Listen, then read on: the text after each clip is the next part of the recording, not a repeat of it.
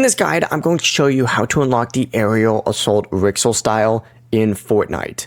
This is Aiden from JustBoz, and before we get into this guide, make sure to like the video and subscribe to the channel with all notifications on. It really does help with the channel, and it lets us know that you want more content like this, so we greatly appreciate it. If at any point throughout this guide you did have any questions, just ask them down in the comment section below, and we can help you out further. I'm going to be doing my best to reply to every single comment down there. First things first, you do need to go ahead and unlock the Wrixel from the Chapter 7 Season 4 Override Battle Pass. This is the skin that I'm wearing right now. As soon as you go and do that, you just got to complete the Wrixel customization challenge until the Aerial Assault Trooper design does become available. And you can see this quest right here. If you select Aerial Assault, it's going to be a specific cheat code that you need to enter in Shaken Sanctuary. It literally marks exactly where it is on the map. So essentially just put a marker right there, get loaded in. As soon as you go ahead and do that, you're good to go. You can even track the quest, and it's just putting in a cheat code, which is just like using your controllers to hit specific buttons like up, down, left, right, something as simple as that.